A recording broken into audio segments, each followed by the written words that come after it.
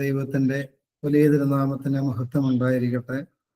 കർത്താവിൽ ഏറ്റവും സ്നേഹം നിറഞ്ഞവരെ, ഇന്നത്തെ വേദപുസ്തക പഠന ശുശ്രൂഷയിലേക്ക് എല്ലാവരെയും ദൈവനാമത്തിൽ സ്വാഗതം ചെയ്യുന്നു. പരിശുദ്ധ സഭ 12 അപ്പോസ്തലന്മാരെയും മാർ പൗലോസ്ലീഹായെയും ഓർത്ത് അവരുടെ മാധ്യസ്ഥം തേടി നോമ്പ് എടുക്കുന്ന ഒരു കാലഘട്ടത്തിലൂടെ കടന്നു പോവുകയും നാളെ അതിൻ്റെ പര്യവസാനവും ആണല്ലോ. നാളെ പ്രത്യേകിച്ച് സഭയുടെ നെടുന്തൂണുകളായിരുന്ന മാർ പത്രോസ്, മാർ പൗലോസ് അപ്പോസ്തലന്മാരുടെ ഓർമ്മ കൂടെയാണല്ലോ.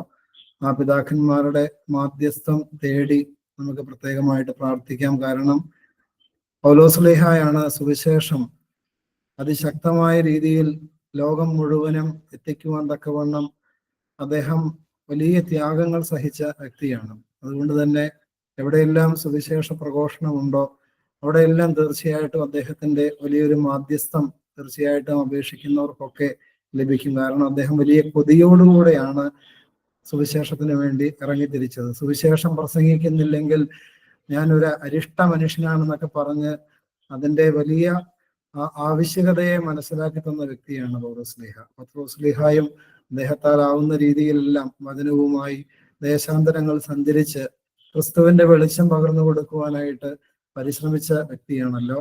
2 പിതാക്കന്മാരെയും മറ്റ് അപ്പോസ്തലന്മാരെയും എല്ലാം ഓർക്കുകയും അവരുടെ മാധ്യസ്ഥം തേടുകയും ചെയ്യാം. പ്രാർത്ഥനയോടുകൂടെ ആരംഭിക്കാം. സ്വർഗസ്ഥനായ ഞങ്ങളുടെ പിതാവേ, നിന്റെ തിരുനാമം പരിശുദ്ധമാകപ്പെടണമേ. നിന്റെ രാജ്യം വരയണമേ. നിന്റെ തിരുവിഷ്ടം സ്വർഗത്തിലെ പോലെ ഭൂമിയിലുമാകണമേ.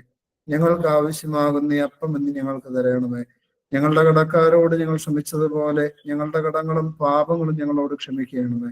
പരീക്ഷയിലേക്ക് ഞങ്ങളെ പ്രവേശിപ്പിക്കരുതേ, പിന്നെയോ ദുഷ്ടത ഞങ്ങളെ രക്ഷിച്ചു കൊള്ളണമേ. എന്തുകൊണ്ടെന്നാൽ രാജ്യവും ശക്തിയും മഹത്വവും എന്നേക്കും നിനക്കുള്ളതാകുന്നു. ആമീൻ.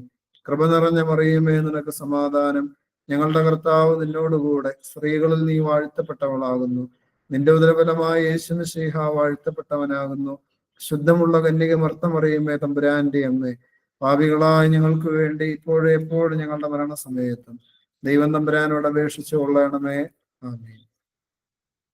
പ്രിയപ്പെട്ടവരെ, കഴിഞ്ഞ ആഴ്ച വിശുദ്ധ മത്തായിയുടെ സുവിശേഷം 6-ാം അധ്യായമാണല്ലോ നമ്മൾ പഠിച്ചിരുന്നത്. അതിനുശേഷം 7-ാം അധ്യായമാണ് ഇന്ന് പഠിക്കുവാൻ തക്കവണ്ണം നമ്മൾ ആഗ്രഹിക്കുന്നത്. അതിനുവേണ്ടി ദൈവത്തിന്റെ സഹായം നമുക്ക് തേടാം. 6-ാം അധ്യായത്തിൽ കർത്താവ് 3 കാര്യങ്ങൾ ചെയ്യരുതെന്ന് ഒരു താക്കീത് തരികയും ചെയ്യുന്നുണ്ട്. ഭിക്ഷ കൊടുക്കുമ്പോൾ അല്ലെങ്കിൽ ചാരിറ്റി പ്രവർത്തനങ്ങൾ ചെയ്യുമ്പോൾ അത് മറ്റുള്ളവരെ കാണിക്കാൻ വേണ്ടി ചെയ്യരുത് എന്നുള്ള ദൈവത്തിന്റെ ഒരു നിർദ്ദേശം ഉണ്ട്. അതോടൊപ്പം തന്നെ പ്രാർത്ഥിക്കുന്ന മനുഷ്യരാണെങ്കിൽ അതും മറ്റുള്ളവരെ കാണിക്കാൻ വേണ്ടി ചെയ്യരുത്. ഇതെല്ലാം നമ്മുടെ ഹൃദയത്തിന്റെ ഉള്ളിൽ നിന്ന് വരുന്ന കാര്യങ്ങളാണ്. അപ്പോൾ നമ്മൾ പള്ളിയിൽ വന്ന് പ്രാർത്ഥിക്കുമ്പോൾ സ്വാഭാവികമായിട്ട് ആളുകൾ കാണും. പക്ഷെ നമ്മുടെ ഹൃദയത്തിൽ എന്താണെന്നുള്ളത് ദൈവത്തിന് അറിയാം. അതായത് ആളുകളെ കാണിക്കാൻ വേണ്ടിയിട്ടാണോ അല്ലാതെ ദൈവത്തോടുള്ള സ്നേഹം കൊണ്ടാണോ നമ്മൾ വന്നിരിക്കുന്നതെന്ന് നമ്മൾ തന്നെ പരിശോധിക്കുക. പിന്നീട് പറയുകയാണ്, ഉപവസിക്കുമ്പോൾ നിങ്ങൾ കപടഭക്തിക്കാരെ പോലെ മുഖം വാടി കാണിക്കരുതെന്ന് ഉള്ളൊരു നിർദ്ദേശം കഴിഞ്ഞ ആഴ്ച തന്നല്ലോ. അതായത് അവിടെയും ആത്മീയ കാര്യങ്ങളൊന്നും മറ്റുള്ളവരുടെ മുമ്പിൽ നമ്മൾ വലിയ ആത്മീയരാണെന്ന് കാണിക്കാൻ വേണ്ടിയിട്ട് ചെയ്യരുതെന്നുള്ള നിർദ്ദേശമാണ് ദൈവം തരുന്നത്. ഇന്ന് 7-ാം അധ്യായം നമ്മൾ ആരംഭിക്കുകയാണ്. 7-ാം അധ്യായത്തിന്റെ ആദ്യത്തെ 5 വാക്യങ്ങളൊന്ന് വായിക്കാമോ? 7-ാം അധ്യായം 1 മുതൽ 5 വരെയുള്ള വാക്യം. നിങ്ങൾ വിധിക്കപ്പെടാതിരിക്കേണ്ടതിനെ വിധിക്കരുതേ. നിങ്ങൾ വിധിക്കുന്ന വിധിയാൽ നിങ്ങളെയും വിധിക്കും. നിങ്ങൾ അളക്കുന്ന അളവിനാൽ നിങ്ങൾക്ക് അളന്നു കിട്ടും.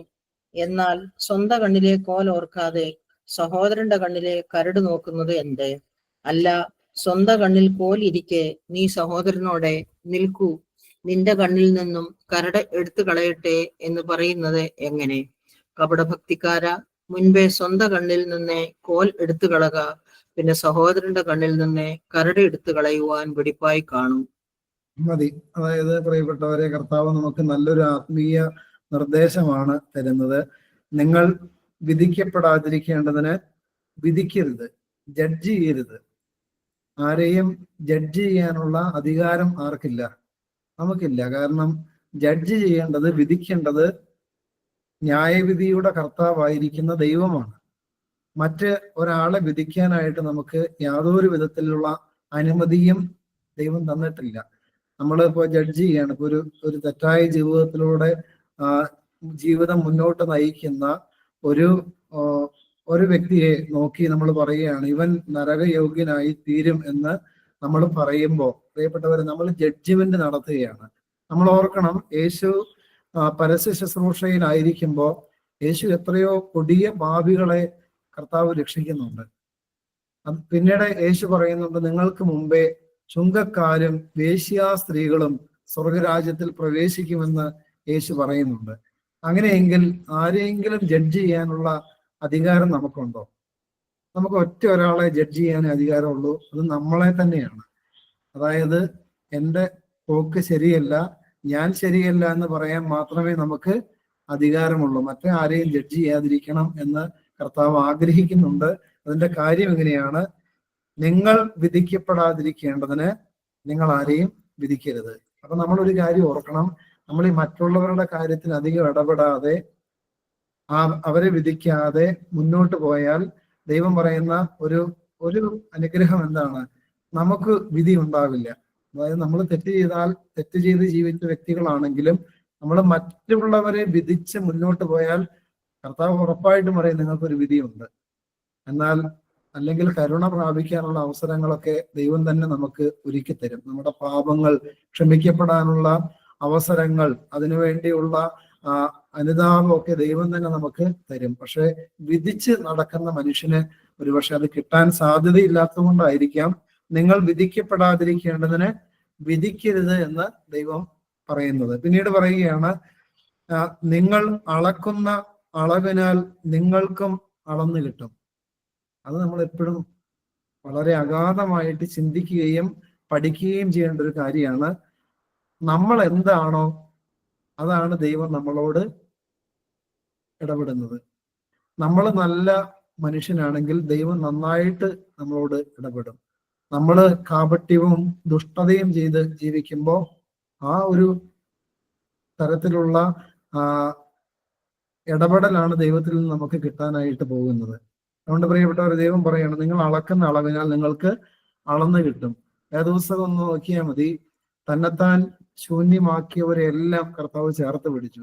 നമുക്കറിയാം, ഒരു ഉപമയില്ലേ, ദേവാലയത്തിൽ വന്ന് പ്രാർത്ഥിക്കാൻ വരുന്ന ഒരു പരീശനെയും അതുപോലെ തന്നെ ഒരു ചുങ്കക്കാരനെയും യേശു തന്നെയാണ് പരിചയപ്പെടുത്തുന്നത്. പരീശൻ വന്ന് തന്നെത്താൻ ഉയർത്തി തന്നെത്താൻ നീതീകരിച്ച് പ്രാർത്ഥിക്കുകയാണ്. ഞാൻ ആഴ്ചയിൽ 2 വട്ടം ഉപവസിക്കുന്നു, കിട്ടുന്നതിലെല്ലാം ദശാംശം കൊടുക്കുന്നു, അങ്ങനെ എല്ലാം പറഞ്ഞ് ദൈവമേ ആ കാണുന്ന ചുങ്കക്കാരനെക്കാട്ടിലൊക്കെ ഞാൻ നല്ലവനാണെന്ന് സ്വയം ഒരു അളവ് തന്നെത്താൻ ഉണ്ടാക്കി പ്രാർത്ഥിച്ചു പോവുകയാണ്. പക്ഷെ ചുങ്കക്കാരനാകട്ടെ ദേവാലയത്തിന്റെ അകത്ത് പ്രവേശിക്കാൻ എനിക്ക് യോഗ്യതയില്ല എന്നുള്ള ഒരു തിരിച്ചറിവ് വന്ന് ആ ദേവാലയത്തിന് മുമ്പാകെ തലകുലിച്ച് മുട്ടുകൾ മടക്കി സ്വർഗത്തോട് പ്രാർത്ഥിക്കുകയാണ്, ദൈവമേ പാപിയായതിനോട് കരുണ തോന്നണമേ. യേശു എന്നിട്ട് അതിന്റെ അടിയിൽ എഴുതി വെക്കുന്നുണ്ട്, ചുങ്കക്കാരന്റെ പ്രാർത്ഥന മേഘങ്ങൾ തുളച്ച് എന്ന് ദൈവപിതാവിന്റെ കർണപുടങ്ങളിൽ എത്തുകയും അവൻ നീതീകരിക്കപ്പെട്ടവനായിട്ട് മടങ്ങിപ്പോവുകയും ചെയ്തു എന്ന് എഴുതി വെക്കുക. അതുകൊണ്ട് പ്രിയപ്പെട്ടവരെ, നമുക്ക് ദൈവസന്നിധിയിൽ നമ്മളെ തന്നെ നല്ല മനുഷ്യരാക്കി തീർക്കണമെങ്കിൽ എത്രയേ ഉള്ളൂ, നമ്മൾ എന്താണോ അതിനനുസരിച്ചുള്ള പ്രതിഫലമാണ് നമുക്ക് കിട്ടുന്നത്. വെളിപാട് പുസ്തകമൊക്കെ അങ്ങനെയാണല്ലോ പഠിപ്പിക്കുന്നത്. അതായത് വെളിപാട് പുസ്തകം എടുക്കാമോ, 22-ാം അധ്യായം, വേദപുസ്തകത്തിന്റെ അവസാനം വാക്യത്തിൽ കർത്താവ് വലിയൊരു താക്കീത് നമുക്ക് തരുന്നുണ്ട്. 22-ാം അധ്യായം 11 മുതൽ വായിക്കാമോ? 11 മുതൽ, വെളിപാട് 22-11 മുതൽ. അനീതി ചെയ്യുന്നവൻ ഇനിയും അനീതി ചെയ്യട്ടെ, അഴുക്കുള്ളവൻ ഇനിയും അഴുക്കാടട്ടെ, നീതിമാൻ ഇനിയും നീതി ചെയ്യട്ടെ, വിശുദ്ധൻ ഇനിയും തന്നെ വിശുദ്ധീകരിക്കട്ടെ. ഇതാ ഞാൻ വേഗം വരുന്നു. ഓരോരുത്തനും അവനവന്റെ പ്രവൃത്തിക്ക് തക്കവണ്ണം കൊടുപ്പാൻ പ്രതിഫലം എന്റെ പക്കലുണ്ട്. ഓരോരുത്തനും അവനവന്റെ പ്രവൃത്തികൾക്ക് തക്ക പ്രതിഫലം കൊടുക്കാൻ എന്റെ കയ്യിൽ പ്രതിഫലമുണ്ട് എന്നാണ് കർത്താവ് പറയുന്നത്. അതുകൊണ്ട് നമ്മൾ എന്തളക്കുന്നോ, നമ്മൾ എന്താണോ അതിനുള്ള പ്രതിഫലം തീർച്ചയായിട്ടും നമ്മൾ പ്രാപിക്കേണ്ടി വരും. നമ്മൾ ക്ഷമിക്കുന്ന വ്യക്തികളാണെങ്കിൽ നമുക്ക് ക്ഷമ കിട്ടും. നമ്മൾ സ്നേഹിക്കുന്ന വ്യക്തികളാണെങ്കിൽ സ്നേഹം നമുക്ക് കിട്ടും. നമ്മൾ ഒത്തിരി കൈയടച്ച് പാവപ്പെട്ടവരെ സഹായിക്കുന്നവരാണെങ്കിൽ നമുക്കും ആ ആവശ്യഘട്ടങ്ങൾ വരുമ്പോൾ ദൈവത്തിന്റെ സഹായഹസ്തം തീർച്ചയായിട്ടും നീട്ടപ്പെടും. അതുപോലെ നമ്മള് ദൈവത്തോട് എങ്ങനെയാണോ അതിനനുസരിച്ച് ദൈവം നമ്മളോട് ഇടപെടും. പരീശന്മാരും സാധുക്യരും എന്നും യേശുവിന് വിരോധമായിരുന്നു. യേശു അവരുടെ രക്ഷയ്ക്കൊക്കെ വേണ്ടി ആണ് ക്രൂശിൽ തറയ്ക്കപ്പെട്ടതെങ്കിലും യേശു എപ്പോഴും അവരോട് വളരെ കർക്കശമായ രീതിയിലാണ് ഇടപെടുന്നതെന്ന് സുവിശേഷം പഠിക്കുമ്പോൾ നമുക്ക് കണ്ടെത്താനായിട്ട് സാധിക്കും. അതുകൊണ്ട് പ്രിയപ്പെട്ടവരെ, അളക്കുന്ന അളവിനാൽ അളന്ന് കിട്ടും എന്ന് പറയുമ്പോൾ നമ്മൾ എന്താണോ അതിനനുസരിച്ചാണ് നമുക്കുള്ള പ്രതിഫലം ലഭിക്കുന്നത്. നമ്മൾ എത്രമേൽ ആഴപ്പെട്ട ഒരു ആത്മീയ ജീവിതം നയിച്ച് ആഴപ്പെട്ട ആത്മീയ മൂല്യങ്ങൾ പാലിക്കുന്ന വ്യക്തികളാണോ അതിനനുസരിച്ച് സ്വർഗീയ പ്രതിഫലം പ്രാപിക്കുവാൻ നമ്മൾ വിളിക്കപ്പെട്ട വ്യക്തികളാണെന്ന് മനസ്സിലാക്കുക. പിന്നീട് കർത്താവ് പറയുന്നത്, നമ്മുടെ ജീവിതത്തിലേക്ക് നോക്കാതെ മറ്റുള്ളവന്റെ ജീവിതത്തിലെ കുറവുകളും മറ്റുള്ളവന്റെ ജീവിതത്തിലെ പാപങ്ങളും കണ്ടെത്തി അതിനെപ്പറ്റി കുറെ ആളുകളോട് പരദൂഷണവും പറഞ്ഞു നടന്ന് അങ്ങനെ അതിനെപ്പറ്റി മാത്രം ചിന്തിച്ച് നടക്കുന്ന ആളുകളോട് കർത്താവ് പറയുകയാണ്, നിങ്ങൾ ആദ്യം സ്വന്തം കണ്ണിലെ കരട് നോക്കാനായിട്ടാണ് പറയുന്നത്. അതിനുശേഷം സഹോദരന്റെ കണ്ണിൽ നിന്ന് സ്വന്തം കണ്ണിലെ കോലെടുത്ത് കളയാനാണ് പറയുന്നത്. പിന്നീട് സഹോദരന്റെ കണ്ണിലെ കരട് എടുത്ത് കളയാമെന്ന് പറയുകയാണ്. അതുകൊണ്ട് നമ്മുടെ ഉള്ളിലേക്ക് ഒന്ന് നോക്കാനുള്ള ഒരു ആഹ്വാനമാണ് യേശു ഇവിടെ തരുന്നത്. മറ്റുള്ളവരെ നോക്കണ്ടെന്നോ അവരുടെ കുറവുകൾ കാണണ്ടെന്നോ ഒന്നുമല്ല. പക്ഷെ ആദ്യം നമ്മൾ ചെയ്യേണ്ടത് നമ്മുടെ ഹൃദയത്തിലേക്കും നമ്മുടെ മനസ്സിലേക്കും നമ്മുടെ ഉള്ളിലേക്കും നോക്കിയിട്ട് ഈ വേദപുസ്തകമൊക്കെ വെച്ചൊന്ന് പരിശോധിക്കണം. അതായത് ഇപ്പൊ എന്തിനെ ഈ വിശുദ്ധ മത്തായി 5, 6, 7 ഈ 3 അധ്യായങ്ങളൊന്ന് വായിച്ചിട്ട് നമ്മൾ മറ്റുള്ളവരെ നോക്കണ്ട, നമ്മൾ നമ്മളിലേക്ക് നോക്കി ഇതിനകത്ത് എത്ര വചനങ്ങൾ നമ്മൾ പാലിക്കുന്നുണ്ട്. അങ്ങനെ നോക്കിക്കഴിഞ്ഞാൽ 100-ൽ എത്ര മാർക്ക് കിട്ടുന്നു നമ്മളൊന്ന് വെറുതെ ഒന്ന് നോട്ട് ചെയ്ത് വെക്കണം. പ്രിയപ്പെട്ടവരെ, ഞാനൊക്കെ നോക്കിക്കഴിഞ്ഞാൽ 100-ൽ ഒരു 10 മാർക്ക് പോലും എനിക്ക് കിട്ടുമെന്ന് സംശയമാണ് ഈ 3 അധ്യായങ്ങൾ എടുത്ത് മാത്രം നോക്കിക്കഴിഞ്ഞാൽ. അപ്പോ എനിക്ക് നിങ്ങളുടെ കാര്യം അറിയില്ല, ചിലപ്പോ 90, 99 കിട്ടുന്നവരുണ്ടാകുമായിരിക്കും. പക്ഷെ എന്റെ കാര്യം ഞാൻ പറയാം, ഒരു 10 കിട്ടിയാൽ ഭാഗ്യമാണ്. അതുപോലും കിട്ടുമെന്ന് സംശയമാണ്. അതുകൊണ്ട് പ്രിയപ്പെട്ടവരെ, നമ്മളിലേക്ക് നോക്കിക്കഴിഞ്ഞാലുള്ള ഗുണം എന്താന്ന് ചോദിച്ചാൽ മറ്റുള്ളവനൊന്നും വിധിക്കാനായിട്ട് നമുക്ക് തോന്നില്ല. ഞാൻ പാപിയാണെന്നുള്ള ബോധ്യം വന്ന ഒരാളും മറ്റുള്ള ഒരാളുടെ പാപം നോക്കി അതിന്റെ പർവ്വതീകരിച്ചൊന്നും നടക്കുന്നത് നമുക്ക് കാണാനായിട്ട് സാധിക്കില്ല. എന്നാൽ ആർക്കാണ് മറ്റുള്ളവന്റെ കുറവുകളും തിന്മകളും പറയാനായിട്ട് സാധിക്കുക? അതായത് ഇപ്പൊ പരീശന്മാരും സാധുക്യരും നിരന്തരം യേശുവിനെ കുറ്റപ്പെടുത്തി പുറകെ നടന്നായിരുന്നു. യേശുവിനെ മാത്രമല്ല, യേശുവിന്റെ കൂടെ നടന്ന അപ്പോസ്തലന്മാരെയൊക്കെ കുറ്റപ്പെടുത്തുന്നുണ്ട്. ചുങ്കക്കാരുടെയും പാപികളുടെയൊക്കെ കൂടെ ഇരുന്ന് ഭക്ഷണം കഴിക്കുന്നു, അതായത് പാപികളുടെ കൂടെ ജീവിക്കുന്നു എന്നൊക്കെ പറഞ്ഞ് ഒത്തിരി യേശുവിനെ പ്രയാസപ്പെടുത്തുന്നുണ്ട്. ഈ സമയത്തൊക്കെ യേശു അവർക്ക് ചുട്ട മറുപടിയും കൊടുക്കുന്നുണ്ട്. പ്രിയപ്പെട്ടവർ, എന്തുകൊണ്ടാണ് ഇങ്ങനെ പറയാൻ കാര്യം? തങ്ങൾ നീതിമാന്മാരെന്ന് ധരിച്ചിട്ടാണ് അവര് എന്ത് പറഞ്ഞുകൊണ്ടിരുന്നത്? ഞങ്ങൾ അബ്രഹാമിന്റെ സന്തതികളാണ്, ഞങ്ങൾ ദൈവത്തിന്റെ സ്വന്തം ജനമാണ്, അതുകൊണ്ട് ഞങ്ങള് എങ്ങനെ നടന്നാലും കുഴപ്പമില്ല. പക്ഷെ ബാക്കിയുള്ളവരെല്ലാം നന്നാകണം എന്നുള്ള ചിന്താഗതിക്കാരായിരുന്നു.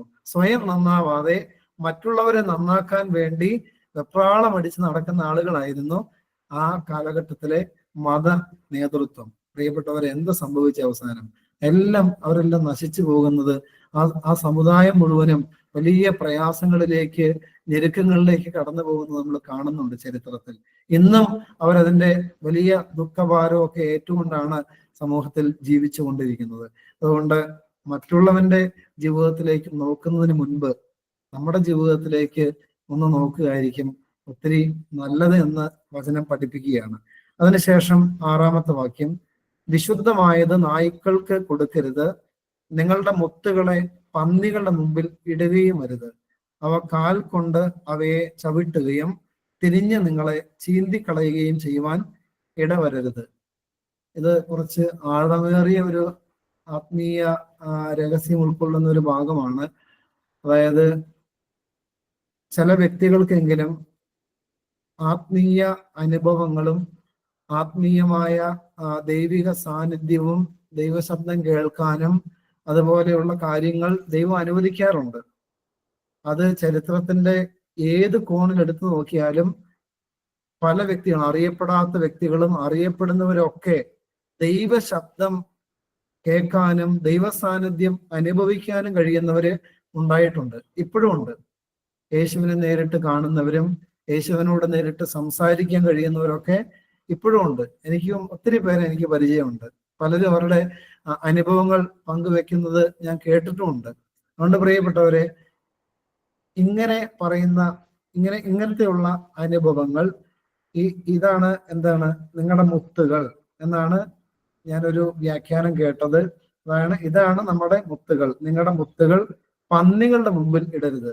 അതായത് അവിശ്വാസികളുടെ മുമ്പിൽ, ഇതിനെപ്പറ്റി വിശ്വാസമില്ലാത്തവരോട്, ദൈവത്തെ നിന്ദ്യമായിട്ട് കാണുന്നവരോട് നമ്മുടെ ഈ ആത്മീയ രഹസ്യങ്ങളൊന്നും വെളിപ്പെടുത്താൻ പോകരുത്. വിശ്വാസികളുടെ സമൂഹത്തോട് പറയാം, കാരണം അവരുടെ വിശ്വാസം വർദ്ധിക്കും. എന്നാൽ ദൈവവിശ്വാസം ഇല്ലാത്തവന്റെ അടുത്ത് പോയി ഇങ്ങനെയുള്ള ആത്മീയ രഹസ്യങ്ങൾ പങ്കുവെക്കരുത്. കർത്താവിന്റെ വചനം പറയാണ്, നിങ്ങളുടെ മുത്തുകൾ പന്നികളുടെ മുമ്പിൽ ഇടുകയും വരുത്, അവ കാൽ കൊണ്ട് അവയെ ചവിട്ടുകയും തിരിഞ്ഞ് നിങ്ങളെ ചീന്തിക്കളയുകയും ചെയ്യുവാൻ ഇടവരരുത്. അവരുടെ അവിശ്വാസം നിമിത്തം അതിനെ അവർ അപ്പാടെ അവഗണിക്കുന്ന മാത്രമല്ല, നമ്മളെ വല്ലാതെ മാനസികമായിട്ട് തളർത്തി കളയുകയും ചെയ്യും. അതുകൊണ്ട് ആത്മീയ രഹസ്യങ്ങളൊക്കെ പങ്കുവെക്കുമ്പോൾ തീർച്ചയായിട്ടും അത് ആത്മീയ ജീവിതത്തോട് താല്പര്യമുള്ളവരോടൊക്കെ ആകണമെന്ന് ഒരു നിർബന്ധം നമ്മൾ ജീവിതത്തിൽ പാലിക്കാൻ ശ്രദ്ധിക്കണം. എല്ലാവരോടും എല്ലാം ഒന്നും തുറന്നു പറയരുത്. അത് നമ്മുടെ ജീവിതത്തിന് ഒത്തിരി പ്രയാസം വരുത്തും, എല്ലാവരോടും എല്ലാം തുറന്നു പറയാൻ പോയി കഴിഞ്ഞാൽ. എന്നാൽ നമുക്ക് വിശ്വാസമുള്ള ആത്മീയ ജീവിതത്തിൽ നല്ല അടിയുറച്ച ജീവിതങ്ങളാണെങ്കിൽ തീർച്ചയായിട്ടും അവരോടത് ഷെയർ ചെയ്യാവുന്നതാണ് എന്നുള്ള കാര്യം കൂടെ ഓർമ്മിപ്പിക്കുന്നു. 7 മുതൽ 12 വരെയുള്ള വാക്യങ്ങൾ വായിക്കാമോ? 7 മുതൽ 12 വരെ. യാചിപ്പീൻ എന്നാൽ നിങ്ങൾക്ക് കിട്ടും, അന്വേഷിപ്പീൻ എന്നാൽ നിങ്ങൾ കണ്ടെത്തും, മുട്ടുവീൻ എന്നാൽ നിങ്ങൾക്ക് തുറക്കും. യാചിക്കുന്ന ഏവനും ലഭിക്കുന്നു, അന്വേഷിക്കുന്നവൻ കണ്ടെത്തുന്നു, മുട്ടുന്നവന് തുറക്കും. മകൻ അപ്പം ചോദിച്ചാൽ അവന് കല്ല് കൊടുക്കുന്ന മനുഷ്യൻ നിങ്ങളിൽ ആരുള്ളൂ? മീൻ ചോദിച്ചാൽ അവന് പാമ്പിനെ കൊടുക്കുമോ? അങ്ങനെ ദോഷികളായ നിങ്ങളുടെ മക്കൾക്ക് നല്ല ദാനങ്ങളെ കൊടുപ്പാൻ അറിയുന്നുവെങ്കിൽ സ്വർഗസ്ഥനായ നിങ്ങളുടെ പിതാവ് തന്നോട് യാചിക്കുന്നവർക്ക് നന്മ എത്രയധികം കൊടുക്കും. മനുഷ്യർ നിങ്ങൾക്ക് ചെയ്യണമെന്ന് നിങ്ങൾ ഇച്ഛിക്കുന്നതൊക്കെ നിങ്ങൾ അവർക്ക് ചെയ്യുവീൻ. ന്യായപ്രമാണവും പ്രവാചകന്മാരും ഇത് തന്നെ. മതി വെച്ചത്. അതായത് ഇത് ഒത്തിരി വ്യാഖ്യാനിക്കേണ്ട കാര്യമില്ല. കാരണം എത്രയോ കൺവെൻഷൻ മേഖലകളിലൂടെ, എത്രയോ വേദ പണ്ഡിതന്മാരിലൂടെയൊക്കെ നമ്മൾ ഒത്തിരി കേട്ട വചനങ്ങളാണ്. ഞാനും ഇവിടെ നമ്മുടെ ഈ പള്ളിയിലൊക്കെ ഒത്തിരി ഇതിനെപ്പറ്റി പറഞ്ഞിട്ടുണ്ട്. പ്രത്യേകിച്ച് പെന്തിക്കോസ്തി പെരുന്നാളിനോടൊക്കെ അനുബന്ധിച്ച് അതിനോട് അനുബന്ധിച്ച് പറയേണ്ട ഒരു വചനമാണ്. യാചിപ്പീൻ എന്നാൽ നിങ്ങൾക്ക് കിട്ടും, അന്വേഷിപ്പീൻ എന്നാൽ നിങ്ങൾ കണ്ടെത്തും, മുട്ടുവീൻ എന്നാൽ നിങ്ങൾക്ക് തുറക്കും. ഞാൻ വേറൊരിടത്ത് ഇതിന്റെ ഒരു കുറച്ചുകൂടെ ആഴമായിട്ട് ഇത് പഠിക്കാൻ ശ്രമിച്ചപ്പോ ഇതിന്റെ മൂല ഭാഷയിൽ കിടക്കുന്നത്, അതായത് ഗ്രീക്കിൽ കിടക്കുന്നത് ശരിയായ രീതിയിൽ തർജ്ജിമ ചെയ്തു കഴിഞ്ഞാൽ ഇങ്ങനെയാണ്: യാചിച്ചു കൊണ്ടേ ഇരിക്കുവീൻ നിങ്ങൾക്ക് ലഭിക്കും, അന്വേഷിച്ചു കൊണ്ടേ ഇരിപ്പീൻ നിങ്ങൾ കണ്ടെത്തും, മുട്ടിക്കൊണ്ടേ ഇരിക്കുവീൻ നിങ്ങൾക്ക് തുറക്കപ്പെടും. അപ്പൊ യാചിച്ചു കൊണ്ടേ ഇരിക്കണം. എപ്പോഴെങ്കിലും ഒരു പ്രാവശ്യം യാചിച്ചാൽ പോരാ, യാചിച്ചു കൊണ്ടേ ഇരിക്കണം, അന്വേഷിച്ചു കൊണ്ടേ ഇരിക്കണം, മുട്ടിക്കൊണ്ടേ ഇരിക്കണം എന്ന് ഇതിനൊരു അർത്ഥമുണ്ട്. അതാണ് യഥാർത്ഥത്തിൽ മൂലഗ്രന്ഥത്തിൽ ഇതിന്റെ കിടക്കുന്നത്. പിന്നീട് പറയുകയാണ്, യാചിക്കുന്ന ഏവനും ലഭിക്കുന്നു, അന്വേഷിക്കുന്നവൻ കണ്ടെത്തുന്നു, മുട്ടുന്നവന് തുറന്നു കിട്ടുന്നു. ഇനി പ്രിയപ്പെട്ടവരെ, നമ്മളൊന്ന് ആലോചിച്ച് നോക്കി, നമ്മൾ യാചിച്ച എല്ലാം കിട്ടിയിട്ടുണ്ടോ? സത്യസന്ധമായിട്ട് ഞാൻ പറയാമല്ലോ, ഞാൻ യാചിച്ച എത്രയോ കാര്യങ്ങൾ നിരസിക്കപ്പെട്ടിട്ടുണ്ട്. എൻ്റെ ചെറുപ്പം മുതലേ എന്ന് പ്രാർത്ഥനയെ പറ്റി അതിന്റെ ആഴങ്ങളെ പറ്റി മനസ്സിലായോ അന്ന് മുതൽ ഞാൻ പ്രാർത്ഥിക്കുന്നുണ്ട്. എന്തെല്ലാം കാര്യങ്ങൾ പ്രാർത്ഥിച്ചിട്ടുണ്ട്. അതൊന്നും എനിക്ക് എല്ലാം ഒന്നും ഇന്നേ വരെ കിട്ടിയിട്ടില്ല. ആ പ്രാർത്ഥനകൾ പോലും ഞാൻ പലതും മറന്നുപോയിട്ടുണ്ട്. ഞാൻ എന്തൊക്കെയാ പ്രാർത്ഥിച്ചിട്ടുള്ളത്. നിങ്ങൾക്ക് ഇതേ അനുഭവമല്ലേ? അതായത് നിങ്ങൾ പ്രാർത്ഥിച്ച എല്ലാ കാര്യങ്ങളും കിട്ടി എന്നുള്ള ആരെങ്കിലും ഉണ്ടെങ്കിൽ മൈക്ക് ഓണാക്കി എന്ന് പറയാം. നിങ്ങൾ പ്രാർത്ഥിച്ച എല്ലാ കാര്യങ്ങളും നിങ്ങൾക്ക് കിട്ടി എന്നുള്ള ഉറപ്പുള്ളവർ ആരെങ്കിലും ഉണ്ടെങ്കിൽ ഒന്ന് പറയാമോ? പ്രിയപ്പെട്ടവരെ, അങ്ങനെ ആരും ഉണ്ടാവാൻ സാധ്യതയില്ല. അപ്പൊ കർത്താവ് എന്താ ഇതുകൊണ്ട് അർത്ഥമാക്കുന്നത്? നിങ്ങൾ എന്ത് ചോദിച്ചാലും എന്ത് യാചിച്ചാലും തരും എന്നാണോ? ഒരിക്കലുമല്ല. നിങ്ങൾക്ക് ആവശ്യമുള്ളത് തരുമെന്ന്. ആവശ്യമുള്ളത്, ഓക്കെ, നമുക്ക് ആവശ്യമുള്ളത് പോലും ചോദിച്ചിട്ട് ദൈവം പലതും തന്നിട്ടുണ്ടോ? ദൈവത്തിന് അത് നമുക്ക് ആവശ്യമാണെന്ന് തോന്നുന്നത്.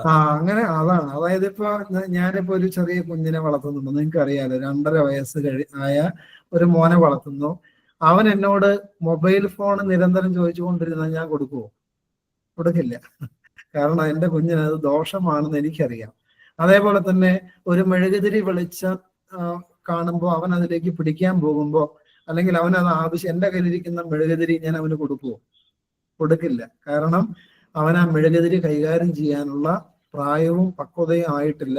അവൻ അത് കയ്യിൽ വാങ്ങിയാൽ അതിലെ മെഴുക വീണ് കൈ പൊള്ളാനോ അല്ലെങ്കിൽ അതിൽ തീയിൽ പിടിച്ച് കയ്യിൽ പൊള്ളലേൽക്കാനോ ഉള്ള സാധ്യതയുണ്ടെന്ന് എനിക്കറിയാം. അതുകൊണ്ട് നമ്മൾ ചോദിക്കുന്ന എല്ലാം ഒന്നും ദൈവം തരുന്ന നമ്മൾ ആരും വിചാരിക്കരുത്. ദൈവം അങ്ങനെ തരില്ല.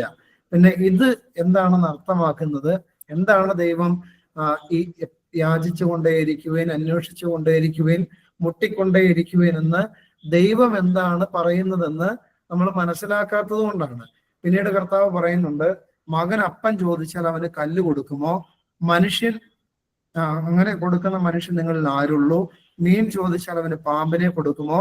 പിന്നെ അങ്ങനെ ദോഷികളായ നിങ്ങൾ നിങ്ങളുടെ മക്കൾക്ക് നല്ല ദാനങ്ങളെ കൊടുപ്പാൻ അറിയുന്നുവെങ്കിൽ സ്വർഗസ്ഥനായ നിങ്ങളുടെ പിതാവ് തന്നോട് യാചിക്കുന്നവർക്ക് നന്മ എത്രയധികം കൊടുക്കും. അതായത് യാചിക്കുന്നവർക്ക് ദൈവം നന്മ ഒത്തിരി അധികം കൊടുക്കും. ആ നന്മ എന്താണെന്നുള്ളത് ഈ വിശുദ്ധ മത്തായിയിൽ അത് വ്യക്തമായിട്ട് പറയുന്നത്. പക്ഷെ വിശുദ്ധ ലൂക്കോസിന്റെ സുവിശേഷം 11-ാം അധ്യായത്തിൽ അത് വ്യക്തമായിട്ട് പറയുന്നുണ്ട്. തന്റെ പിതാവിനോട് പരിശുദ്ധാത്മാവിന് വേണ്ടി യാചിക്കുന്നവർക്ക് എത്രയധികമായിട്ട് കൊടുക്കുമെന്ന് വിശുദ്ധ ലൂക്കോസിന്റെ സുവിശേഷത്തിൽ എഴുതി വെച്ചിരിക്കുകയാണ്.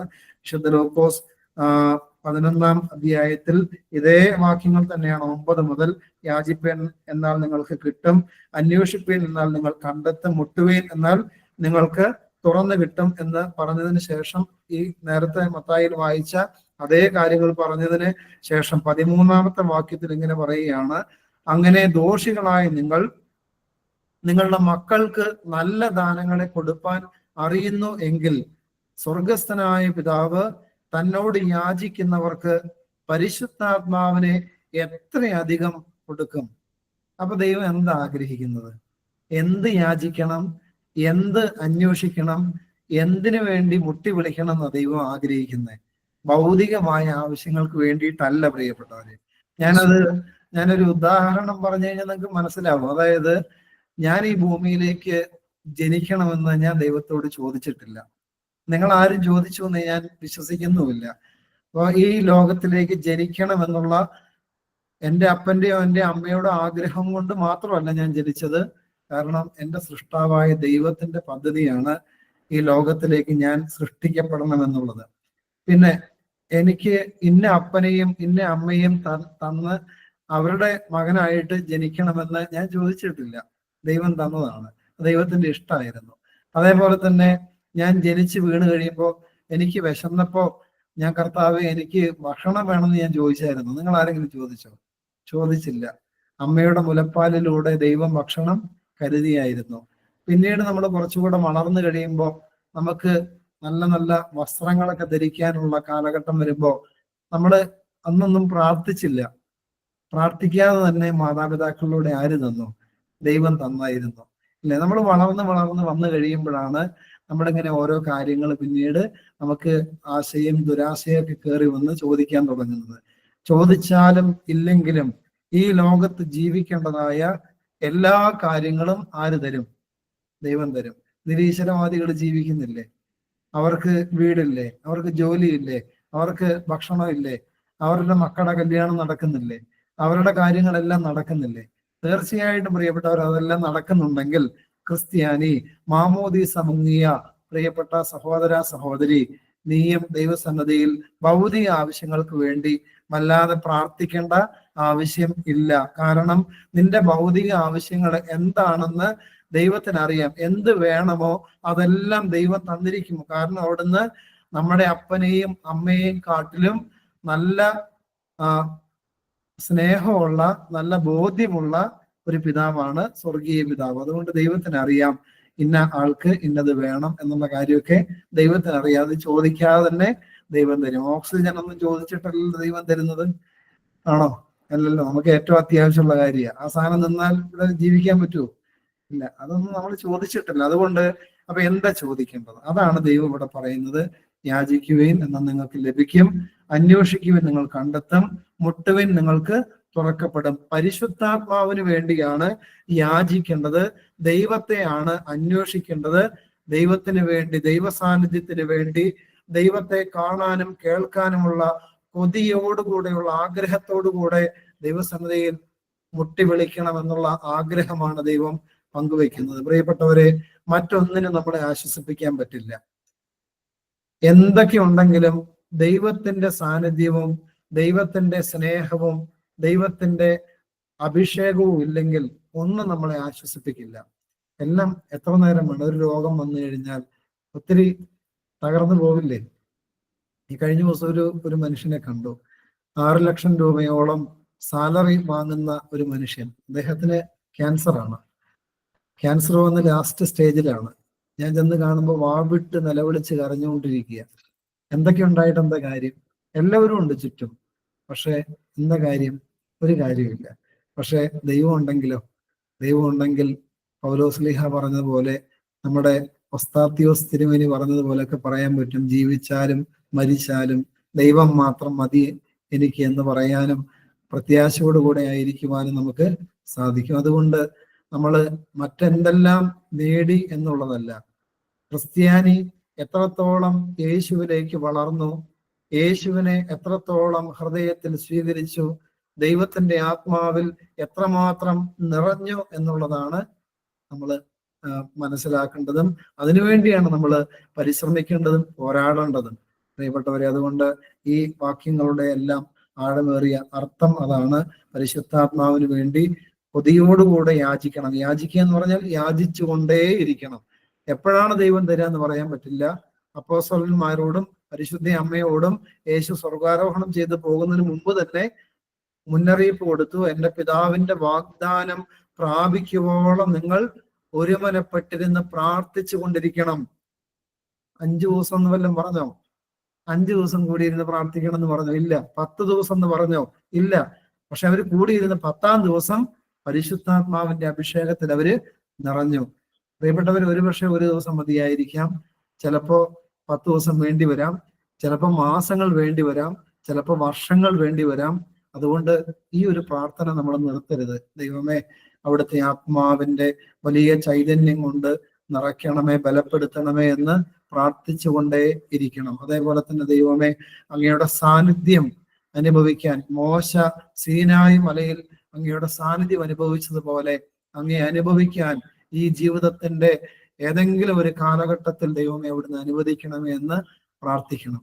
ദൈവ സാന്നിധ്യം അനുഭവിച്ച ഒരാൾക്കും ദൈവത്തെ തള്ളി പറയാനായിട്ട് പറ്റില്ല. ദൈവസ്നേഹം അനുഭവിച്ച ഒരാൾക്കും ദൈവത്തോട് മറുതലിക്കാനായിട്ട് പറ്റില്ല.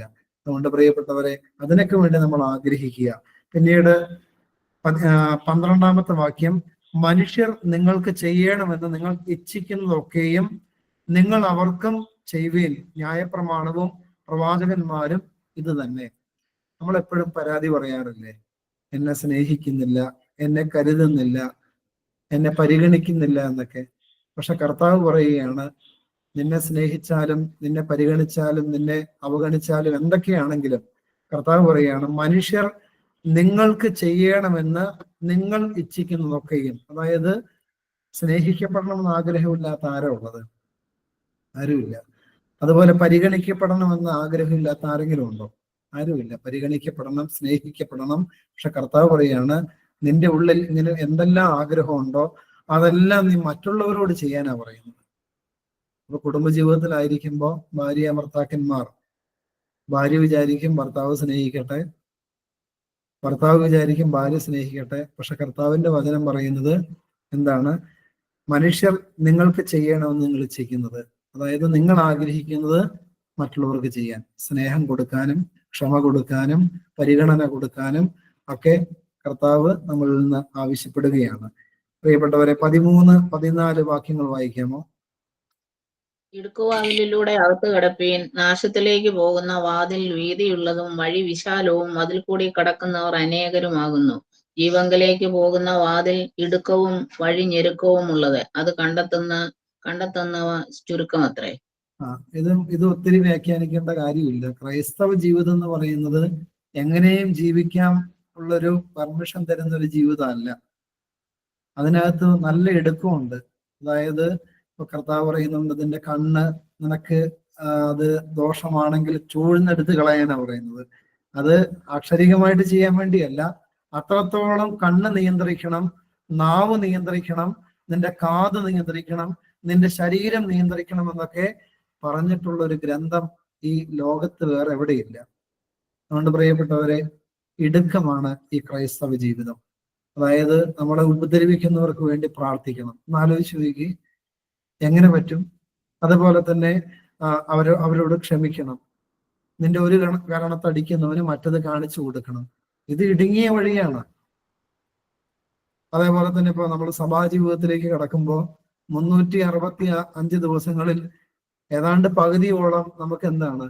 നോമ്പ് ദിവസങ്ങളാണ്. ഇപ്പൊ ഈ ബുധൻ വെള്ളി ദിവസങ്ങൾ, പിന്നീട് ഇപ്പൊ അതേപോലെ തന്നെ 13 നോമ്പ് സ്ലീഹ നോമ്പിലൂടെ പോകുന്നു, 25 നോമ്പ്, 50 നോമ്പ്, 3 നോമ്പ്, പിന്നെ 15 നോമ്പ്, ഇങ്ങനെയുള്ള കാനോനികവും അതിനുശേഷം കാനോനികമല്ലാത്തതുമായ നോമ്പുകളൊക്കെ എവിടെയുണ്ട്?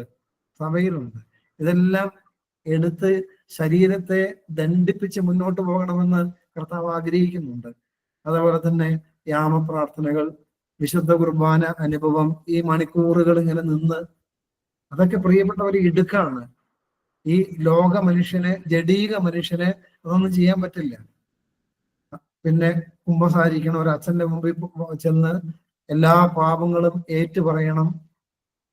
പ്രിയപ്പെട്ടവർ, അവിടെയൊക്കെ എന്തുമാത്രം കാവട്ടിയാ നടത്തപ്പെടുന്നത്. അപ്പൊ ഇത് ഭയങ്കര ഇടുങ്ങിയ ഒരു ജീവിതമാണ്. ഈ ഇടുങ്ങിയ വാതിലിലൂടെ കടക്കാനായിട്ട് കർത്താവ് പറയുകയാണ്. പക്ഷെ ഭൂരിഭാഗം ആളുകൾ പോകുന്നത് വിശാലമായ വഴികളിലൂടെയാണ്. വിശാലമായ വഴി എന്ന് പറയുമ്പോൾ ആരോടും ക്ഷമിക്കണമെന്നില്ല, ആരെയും സ്നേഹിക്കണമെന്നില്ല, അതുപോലെ തന്നെ മറ്റുള്ളവരെ കരുതണമെന്നില്ല, അതുപോലെ ആരെയും ചേർത്ത് പിടിക്കണമെന്നൊന്നുമില്ല, ഭർത്താവിന് വിധേയപ്പെട്ടിരിക്കണമെന്നോ ഇല്ല, ഭാര്യയെ സ്നേഹപൂർവം ചേർത്ത് പിടിക്കണമെന്നോ ഒന്നുമില്ല, മക്കൾക്ക് നല്ല മാതൃകയുള്ള ജീവിതം നയിക്കണമെന്നോ അങ്ങനെയൊന്നും ഇല്ല. അതാണ് വിശാലമായ വഴി. നോമ്പെടുക്കണ്ട, കുർബാന വേണ്ട, കുമ്പസാരിക്കണ്ട, ഇതൊക്കെയാണ് വിശാലമായ വഴി. പ്രിയപ്പെട്ടവരെ, അതിന്റെ അന്ത്യം നാശമാണെന്നും ഇടുങ്ങിയ വഴികളിലൂടെ പോകുമ്പോൾ അതിന്റെ അന്ത്യം നിത്യജീവനാണെന്നും കർത്താവിന്റെ വചനം വെളിപ്പെടുത്തുകയാണ്. ഈ ലോകത്തിൽ നമ്മൾ ആരും പെർമനന്റ്ലി ജീവിക്കാനായിട്ട് വന്നവരല്ല. ഇവിടെയൊക്കെ താൽക്കാലികമായി ടെമ്പററി ജീവിക്കാനായിട്ട് വന്നവരാണ്. പക്ഷെ ഈ ലോകത്തിന്, അതുകൊണ്ട് കർത്താവ് പറയുന്നത്, ഈ ലോകത്തിന് അനുരൂപരായിട്ട് ജീവിക്കരുതെന്ന് കർത്താവ് മുന്നറിയിപ്പ് തരുന്നത്. ലോകത്ത് ജീവിക്കുമ്പോൾ വേണ്ട കാര്യങ്ങളെല്ലാം ഉണ്ട്, അതെല്ലാം വേണം. ജോലി വേണം, വിദ്യാഭ്യാസം വേണം, പണം വേണം, അതുപോലെ തന്നെ നല്ല വീട് വേണം, സഞ്ചരിക്കാൻ വാഹനം വേണം, ഒക്കെ വേണം. പക്ഷെ അത് മാത്രം ആവരുത്. അതിൻ്റെയൊക്കെ മുകളിൽ നീ വിശ്വസിക്കുന്ന, നീ ആശ്രയിക്കുന്ന ദൈവത്തെ പ്രതിഷ്ഠിച്ചിട്ടാണ് പോകുന്നതെങ്കിൽ ഒരു പ്രശ്നമില്ല. അതുകൊണ്ട് പൂർണ്ണ ഹൃദയത്തോടും പൂർണ്ണ ആത്മാവോടും പൂർണ്ണ ശക്തിയോടും കൂടെ എൻ്റെ ദൈവത്തെ സ്നേഹിക്കണമെന്ന് അവിടുന്ന് അരുളി ചെയ്യുന്നു. അതുകൊണ്ട് ഇടുക്കുവാതിലിലൂടെ അകത്ത് കടപ്പീൻ എന്നുള്ള ആഹ്വാനം നമ്മൾ സ്വീകരിക്കാൻ ശ്രദ്ധിക്കണമേ. പിന്നീട് 15 മുതലുള്ള വാക്യം വായിക്കാമോ? 15 മുതൽ 20 വരെയുള്ള വാക്യങ്ങൾ. കള്ളപ്രവാചകന്മാരെ സൂക്ഷിച്ചുകൊള്ളുവിൻ. അവർ ആടുകളുടെ വേഷം കൊണ്ട് നിങ്ങളുടെ അടുക്കൽ വരുന്നു, അകമേയോ കടിച്ചു കീറുന്ന ചെന്നായ്ക്കളാകുന്നു. അവരുടെ ഫലങ്ങളാൽ നിങ്ങൾക്ക് അവരെ തിരിച്ചറിയാം. മുള്ളുകളിൽ നിന്ന് മുന്തിരിപ്പഴവും എരിഞ്ഞിലകളിൽ നിന്ന് അത്തിപ്പഴവും പറിക്കുമാറുണ്ടോ? നല്ല വൃക്ഷമൊക്കെ നല്ല ഫലം കായ്ക്കുന്നു, ആകാത്ത വൃക്ഷമോ ആകാത്ത ഫലം കായ്ക്കുന്നു. നല്ല വൃക്ഷത്തിന് ആകാത്ത ഫലവും ആകാത്ത വൃക്ഷത്തിന് നല്ല ഫലവും കായ്പാൻ കഴിയുകയില്ല. നല്ല ഫലം കായ്ക്കാത്ത വൃക്ഷമൊക്കെയും വെട്ടി തീയിലിടുന്നു. ആകയാൽ അവരുടെ ഫലത്താൽ നിങ്ങൾ അവരെ തിരിച്ചറിയും. എന്നോട് കർത്താവ് മതി 20 വരെയുള്ള വാക്യങ്ങൾ എന്നല്ലേ പറഞ്ഞേ? 20 അതുകൊണ്ട് പ്രിയപ്പെട്ടവരെ, കർത്താവ് പിന്നീട് തരുന്നൊരു മുന്നറിയിപ്പാണ്, കള്ളപ്രവാചകന്മാരെ സൂക്ഷിച്ചുകൊള്ളുവീൻ. അതായത് വചനം കർത്താവ് കൊടുക്കുന്നതിന് മുമ്പ് തന്നെ മുന്നറിയിപ്പ് കൊടുക്കുക, അല്ലെങ്കിൽ അതിന്റെ കൂടെ തന്നെ മുന്നറിയിപ്പ് കൊടുക്കുകയാണ്. കർത്താവ് പറയുന്നതിന് വിരുദ്ധമായിട്ട് പ്രഘോഷിക്കുന്ന അനേക കള്ളപ്രവാചകന്മാർ, സാത്താന്റെ ആത്മാവ് ഹൃദയത്തിൽ ഉള്ളവർ ഉറപ്പായിട്ടും കടന്നു വന്ന് ഇതിനെ ഖണ്ഡിച്ചുകൊണ്ട് പ്രവചനവുമായിട്ടൊക്കെ വരും. അത്ഭുതങ്ങളും അടയാളങ്ങളും അവർ കാണിക്കും. പക്ഷേ കർത്താവ് പറയാണ്, അവരെ സൂക്ഷിച്ചുകൊള്ളുവിൻ. അവർ ആടുകളുടെ വേഷം പൂണ്ട് നിങ്ങളുടെ അടുക്കൽ വരുന്നു. അതായത് വരുമ്പോ ആരുടെ രൂപമാണ്? നല്ല സുന്ദരനായ ആടിന്റെ രൂപമാണ്. ആടിന്റെ സ്വഭാവമൊക്കെ പുറമെ പ്രകടിപ്പിക്കും. പക്ഷെ കർത്താവ് പറയാണ്, അകമയോ കടിച്ചു കീറുന്ന ചെന്നായ്ക്കൾ ആകുന്നു. അതുകൊണ്ട് നമ്മുടെ അടുത്ത് ഈ സുവിശേഷമൊക്കെ ആയിട്ട് വരുന്നവരുടെ ജീവിതങ്ങളെ പരിശോധിക്കണം എന്ന് തന്നെ ദൈവം പറയുന്നുണ്ട്. ഞാൻ ഇതിനു മുമ്പ് പറഞ്ഞതാണ്. 1 യോഹന്നാൻ 4-ാം അധ്യായത്തിൽ പറയുന്നുണ്ട്, ഏതാത്മാവിലാണ് നമ്മുടെ മുമ്പിൽ വന്ന വ്യക്തി പ്രഘോഷിക്കുന്നതെന്ന് മനസ്സിലാക്കുവീൻ എന്ന് പറയുന്നുണ്ട്. ദൈവാത്മാവിലാണെങ്കിൽ എങ്ങനെയായിരിക്കുമെന്നും ദുരാത്മാവിൽ എങ്ങനെയായിരിക്കുമെന്നും അവിടെ അതിനെപ്പറ്റി പറഞ്ഞിട്ടുണ്ട്. ഇവിടെ കർത്താവ് നമുക്ക് മനസ്സിലാകാൻ വേണ്ടി കർത്താവ് ഇങ്ങനെ പറയുകയാണ്, അവരുടെ ഫലങ്ങളാൽ നിങ്ങൾക്ക് അവരെ തിരിച്ചറിയാം. എന്താ ഈ ഫലങ്ങൾ? അതായത് അവരുടെ സ്വഭാവത്തിലൂടെ നിങ്ങൾക്ക് അവരെ തിരിച്ചറിയാം. മുള്ളുകളിൽ നിന്ന് മുന്തിരിപ്പഴവും ഞെരിഞ്ഞിലുകളിൽ നിന്ന് അത്തിപ്പഴവും പറിക്കാറുണ്ടോ? നിങ്ങൾക്ക് മനസ്സിലാവാൻ വേണ്ടി പറയാം. തെങ്ങിൽ പോയിട്ട് ചക്ക പറിക്കുവോ? പ്ലാവിൽ പോയിട്ട് നമ്മൾ ആപ്പിള് പറിക്കുവോ? ഇല്ല. തെങ്ങിൽ തേങ്ങ ഉണ്ടാവുകയുള്ളൂ, പ്ലാവിൽ ചക്ക ഉണ്ടാവുകയുള്ളൂ. അതേപോലെ തന്നെയാണ് അതാത് ഫലങ്ങൾ തരുന്ന വൃക്ഷങ്ങളിൽ നിന്ന് അതാത് ഫലങ്ങൾ മാത്രമേ ഉണ്ടാവുകയുള്ളൂ. ഇപ്പൊ പിന്നെ പുതിയ രീതിയിലുള്ള ബഡ്ഡിങ് പരിപാടികളൊക്കെ വന്നുകൊണ്ട് പല കാര്യങ്ങളും ചെയ്യുന്നുണ്ട്. അതിനെപ്പറ്റിയല്ല ഞാൻ പറയുന്നത്. ദൈവം ഈ പ്രപഞ്ചത്തിൽ സൃഷ്ടിച്ചതിൽ ഒരു മാറ്റവും വരുത്താതെയുള്ള വൃക്ഷങ്ങളിൽ നിന്ന് അതിന്റെ ഫലങ്ങൾ മാത്രമേ പറിക്കാനായിട്ട് പറ്റുള്ളൂ. കാഞ്ഞിരം മരത്തിന്റെ അടുത്ത് പോയിട്ട് നമുക്ക് മാങ്ങ പറിച്ചുകൊണ്ട് വരാൻ പറ്റുമോ? ഫലം പറ്റില്ല. അപ്പോ ഒരു വ്യക്തിയെ തിരിച്ചറിയുന്ന അദ്ദേഹത്തിന്റെ ഫലങ്ങളിലൂടെയാണ്. അതിനെ കുറച്ച് ഡീപ്പായിട്ട് തന്നെ അദ്ദേഹത്തെ പഠിക്കണം. കുറെ കാലങ്ങൾ അദ്ദേഹത്തിന്റെ കൂടെ ജീവിച്ചു കഴിയുമ്പോൾ ഇത് ഏത് ആത്മാവിലാണെന്ന് മനസ്സിലാക്കാനായിട്ട് സാധിക്കും. സ്നേഹത്തെ പറ്റി പ്രഘോഷിക്കുകയും സ്നേഹിക്കാതിരിക്കുകയും ചെയ്താൽ അത് ദൈവാത്മാവാണോ? ക്ഷമയെ പറ്റി പറഞ്ഞുകൊണ്ടിരിക്കുകയും ക്ഷമിക്കാതിരിക്കുകയും ചെയ്താൽ അത് ദൈവാത്മാവല്ല. അതേപോലെ തന്നെ മറ്റെന്ത് കാര്യങ്ങളും, ഇപ്പൊ ഉപവാസം എടുക്കണം എന്ന് പറയുന്ന ഒരു പ്രഘോഷകന്റെ ജീവിതത്തിൽ ഉപവാസമില്ലെങ്കിൽ എന്താണ്? അത് ദൈവാത്മാവൊന്നുമാണെന്ന് നമ്മൾ വിചാരിക്കരുത്. അതുപോലെ ദാനധർമ്മം പറയുന്ന ഒരാളുടെ ജീവിതത്തിൽ ദാനധർമ്മം ഇല്ലെങ്കിൽ അത് പ്രിയപ്പെട്ടവരെ, അതിൻ്റെയൊക്കെ പുറകിൽ കുറെ കപടതകളുണ്ട്. അത് ദൈവാത്മാവിൽ നിന്ന് ഉള്ളതല്ല എന്ന് നമ്മൾ മനസ്സിലാക്കുവാനായിട്ട് ശ്രദ്ധിക്കണം. പിന്നീട് 21-ാമത്തെ വാക്യം, എന്നോട് കർത്താവേ കർത്താവേ എന്ന് പറയുന്ന ഏവനുമല്ല, സ്വർഗസ്ഥനായ എൻ്റെ പിതാവിന്റെ ഇഷ്ടം ചെയ്യുന്നവൻ അത്രേ സ്വർഗരാജ്യത്തിൽ കടക്കുന്നത്. അതായത് കർത്താവേ കർത്താവേ എന്ന് പറയുന്ന ഏവനുമല്ല. അതായത് നമ്മളിങ്ങനെ പറഞ്ഞിട്ട് നടക്കാറില്ലേ, ഞങ്ങൾ പ്രാർത്ഥിക്കുന്നവരാണ്, ഞങ്ങൾ നല്ലവരാണ്, അങ്ങനെയൊക്കെ പറഞ്ഞ് നടക്കാറില്ലേ?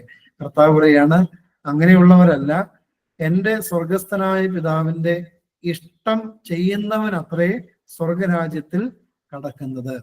അതുകൊണ്ട് ആ ഇഷ്ടം എന്താണെന്ന് മനസ്സിലാക്കണമെങ്കിൽ ആ ഇഷ്ടം രേഖപ്പെടുത്തി വെച്ചിരിക്കുന്ന വേദപുസ്തകം പഠിക്കണം. എന്നിട്ട് ആ ഇഷ്ടത്തിനനുസരിച്ച് ജീവിക്കണം. പ്രിയപ്പെട്ടവരെ, അതിന് ശേഷം പറയുകയാണ്, കർത്താവേ കർത്താവേ നിന്റെ നാമത്തിൽ ഞങ്ങൾ പ്രവചിക്കുകയും നിന്റെ നാമത്തിൽ ഭൂതങ്ങളെ പുറത്താക്കുകയും നിന്റെ നാമത്തിൽ വളരെ വീര്യപ്രവൃത്തികൾ പ്രവർത്തിക്കുകയും ചെയ്തില്ലയോ എന്ന് പലരും ആ നാളിൽ എന്നോട് പറയും. അപ്പൊ നമ്മളൊരു കാര്യം മനസ്സിലാക്കണം, ഭൂതങ്ങളെ പുറത്താക്കും, അതുപോലെ അത്ഭുതങ്ങളും അടയാളങ്ങളും കാണിച്ചു തരും.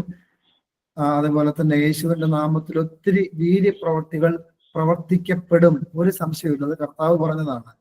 അങ്ങനെ അതുകൊണ്ടാണല്ലോ കർത്താവ് ഇങ്ങനെ പറയുന്നത്, കർത്താവെ നിന്റെ നാമത്തിൽ ഞങ്ങൾ പ്രവചിക്കുകയും നിന്റെ നാമത്തിൽ വളരെ വീര്യപ്രവർത്തികളും ചെയ്തവരാണെന്ന് പോയി യേശുവിന്റെ അടുത്ത് പറയുമ്പോ കർത്താവ് പറയുകയാണ്, ഞാൻ ഒരു നാൾ നിങ്ങളെ അറിഞ്ഞിട്ടില്ല, അധർമ്മം പ്രവർത്തിക്കുന്നവരെ എന്നെ വിട്ടു പോകുവീൻ എന്ന് തീർത്ത് പറയും. അപ്പൊ യേശുവിന്റെ നാമം എടുത്ത് ഉപയോഗിച്ചാൽ അത് കൊള്ളുന്നവനും കൊള്ളാത്തവനും എടുത്ത് ഉപയോഗിച്ചാൽ അതിന് പവറുണ്ട്. അതേപോലെ വചനം എടുത്ത് ഉപയോഗിക്കുമ്പോൾ വചനത്തിനൊരു പവറുണ്ട്. അതുകൊണ്ട് ചിലപ്പോൾ അത്ഭുതങ്ങൾ നടക്കാം. പിന്നെ വേദപുസ്തകത്തിൽ തന്നെ കണ്ടെത്താൻ പറ്റും, സഭാചരിത്രത്തിൽ സഭാപിതാക്കന്മാരും പറയുന്നുണ്ട്, സാത്താന്റെ ശക്തി കൊണ്ട് അത്ഭുതങ്ങൾ കാണിക്കാൻ പറ്റും. പക്ഷെ അതൊക്കെ നമ്മൾ ഈ മാജിക്ക് കാണില്ലേ, മാജിക്ക് കാണുന്നത് പോലെയാണ്. അത് യഥാർത്ഥ ശക്തിയല്ലത്. ചിലപ്പോൾ സൗഖ്യം ഉണ്ടാവാം, അതൊന്നും നിലനിൽക്കുന്ന സൗഖ്യം ആയിരിക്കില്ല. അത്ഭുതങ്ങളും അടയാളങ്ങളും കാണാം, ആകാശത്ത് നിന്ന് തീ പോലും ഇറക്കുന്ന ദൈവം പറയുന്നത്, അതൊക്കെ കാണാനായിട്ട് സാധ്യതയുണ്ടാകും.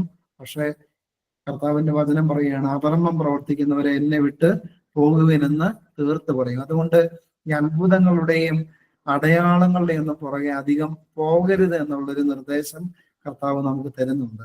അത്ഭുതം നടന്നോട്ടെ, അടയാളം നടന്നോട്ടെ, പക്ഷെ നിന്റെ വ്യക്തി ജീവിതത്തിൽ നിനക്ക് അനുഭവിക്കാൻ കഴിയുന്നവനാണ് ദൈവം. ആ ദൈവത്തെ നിനക്ക് വ്യക്തിപരമായിട്ട് അനുഭവിക്കാൻ പറ്റും.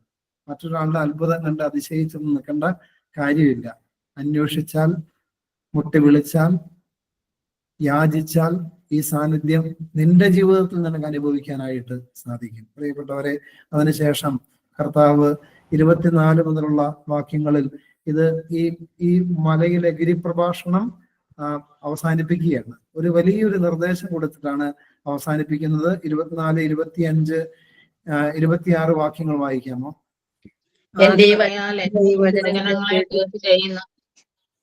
ചെയ്യുന്നവനൊക്കെയും പാറമേൽ വീട് പണിത ബുദ്ധിയുള്ള മനുഷ്യനോട് തുല്യനാകുന്നു. വൻമഴ ചൊരിഞ്ഞു, നദികൾ പൊങ്ങി, കാറ്റടിച്ചു, ആ വീട്ടിന്മേൽ അലച്ചു. അത് പാറമേൽ അടിസ്ഥാനമുള്ളതാകിയാൽ വീണില്ല. എന്റെ ഈ വചനങ്ങളെ കേട്ട് ചെയ്യാത്തവനൊക്കെയും മണലിന്മേൽ വീട് പണിത മനുഷ്യനോട് തുല്യനാകുന്നു. വൻമഴ ചൊരിഞ്ഞു, നദികൾ പൊങ്ങി, കാറ്റടിച്ചു, ആ വീട്ടിന്മേൽ അലച്ചു, അത് വീണു, അതിന്റെ വീഴ്ച വലിയതായിരുന്നു.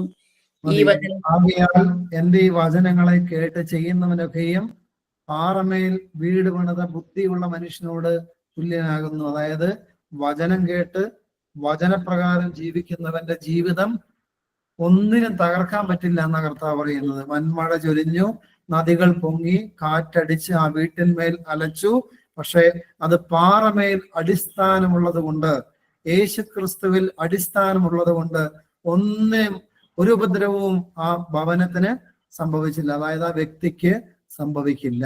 അതുകൊണ്ട് പ്രിയപ്പെട്ടവരെ, ഈ വചനപ്രകാരം ജീവിച്ചാൽ പ്രയാസം ഉണ്ടാവില്ല എന്നോ കാറ്റടിക്കില്ല എന്നോ പ്രതികൂലതകൾ ഉണ്ടാവില്ല എന്ന് പറയുന്നുണ്ടോ? ഇല്ല, അടിക്കും. അതാണല്ലോ കർത്താവ് പറയുന്നത്, വൻമഴ ചൊരിഞ്ഞു, നദികൾ പൊങ്ങി, കാറ്റടിച്ച്, ആ വീട്ടിന്മേൽ അലച്ചു. ഉറപ്പായിട്ടും ഈ പ്രയാസങ്ങളെല്ലാം കടന്നു വരും. പക്ഷെ ആ വീട് തകരാൻ ആരും അനുവദിക്കില്ല, ദൈവം അനുവദിക്കില്ല. കാരണം അത് യേശുവിൽ വേരൂന്നി നിൽക്കുന്ന വീടാണ്, വ്യക്തിയാണ്, തകരില്ല. പിന്നീട് പറയുകയാണ്, എൻ്റെ ഈ വചനങ്ങളെ കേട്ട് ചെയ്യാത്തവനൊക്കെയും മണലിന്മേൽ വീട് പണിത മനുഷ്യനോട് തുല്യനാകുന്നു. നമ്മളൊന്ന് ആലോചിച്ച് നോക്കി, മണലിൽ വീട് പണിത എന്താ പ്രശ്നം? ഇപ്പൊ പ്രത്യേകിച്ച് കടൽ തീരത്തൊക്കെ കടൽ കീറുന്ന കാലഘട്ടമാണ് അല്ലേ?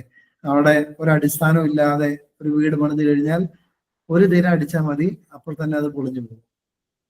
അതുകൊണ്ട് ഫൗണ്ടേഷൻ നന്നായിട്ട് ഇടാത്തതെല്ലാം തകർന്നു പോകുമെന്ന് വചനം പഠിപ്പിക്കുകയാണ്.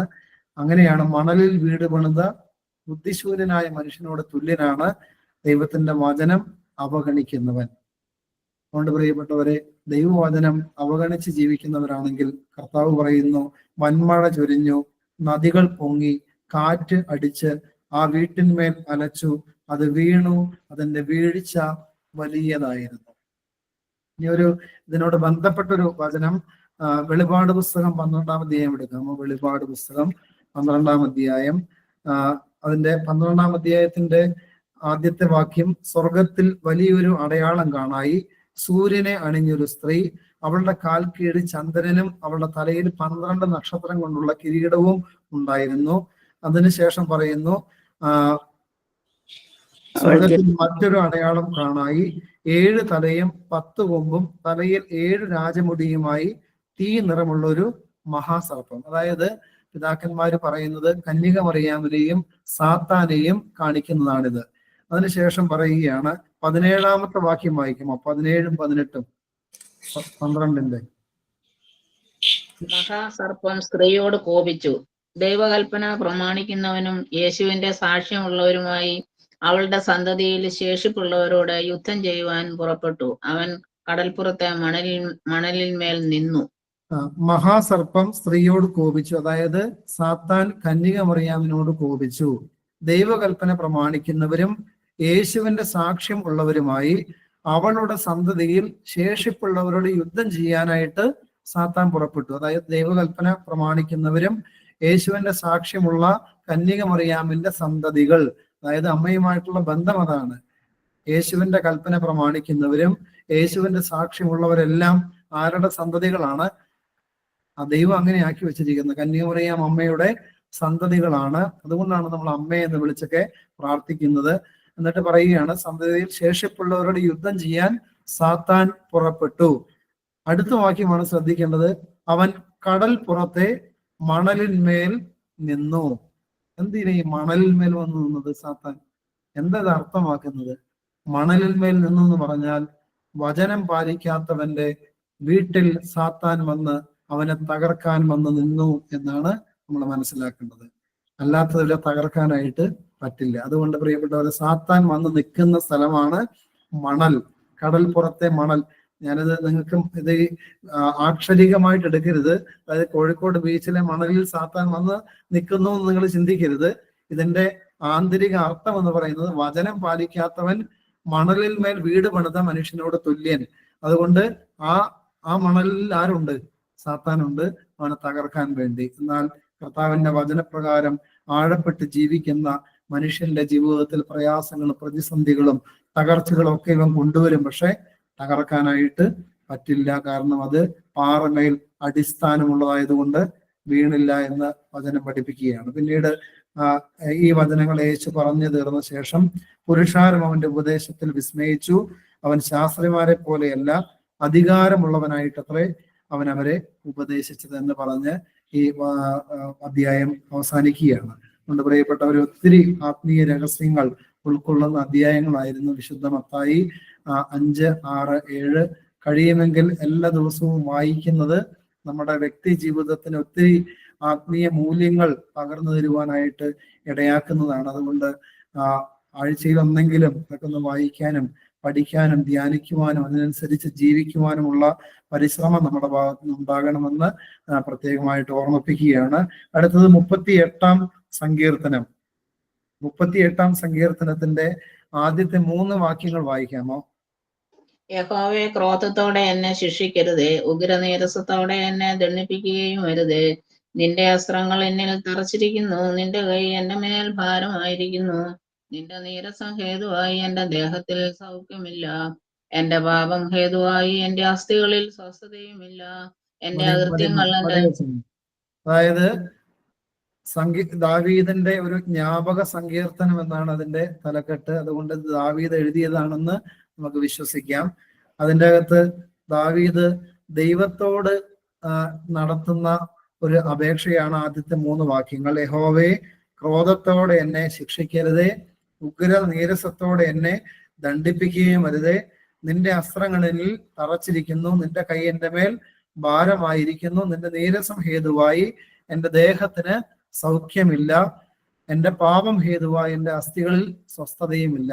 അപ്പൊ ഏതോ വലിയൊരു സ്ട്രഗിളിലൂടെ കടന്നു പോവുകയാണ് അദ്ദേഹം. ആ സമയത്ത് അദ്ദേഹത്തിന്റെ ഉള്ളിൽ ഉണ്ടാകുന്ന വേദനയെല്ലാം ദൈവസന്നിധിയിൽ അദ്ദേഹം പങ്കുവെക്കുകയാണ്. ദൈവമേ, ക്രോധത്തോടെ എന്നെ ശിക്ഷിക്കരുതേ, ഉഗ്ര നീരസത്തോടെ എന്നെ ദണ്ഡിപ്പിക്കരുത് എന്നൊക്കെ പ്രാർത്ഥിച്ചിട്ട് അദ്ദേഹം എന്തുകൊണ്ടാണ് തനിക്ക് ഇത് വരുന്നതെന്ന് അദ്ദേഹം തന്നെ മനസ്സിലാക്കിയിട്ട് പറയുകയാണ്. 4-ാമത്തെ വാക്യം, എന്റെ അകൃത്യങ്ങൾ എന്റെ തലയ്ക്ക് മീതെ കവിഞ്ഞിരിക്കുന്നു, ഭാരമുള്ള ചുമട് പോലെ അവ എനിക്ക് അതിഘനമായിരിക്കുന്നു. അപ്പൊ പ്രിയപ്പെട്ടവരെ, ദാവീദിന്റെ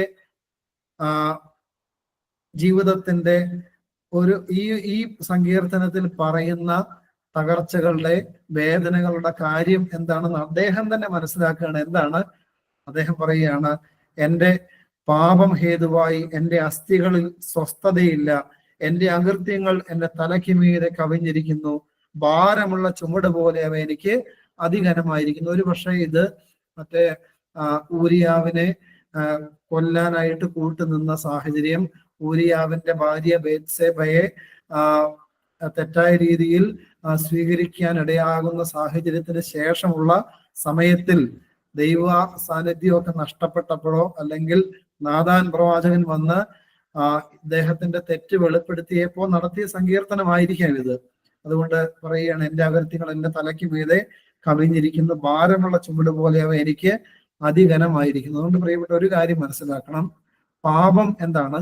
അകൃത്യം മനുഷ്യന് ഭാരം തരും. ജീവിതത്തിൽ മാനസികവും ശാരീരികവും ആത്മീയവുമായ വലിയ ഭാരവും വലിയ ഞെരുക്കവും വലിയ പ്രയാസവും ആര് തരും?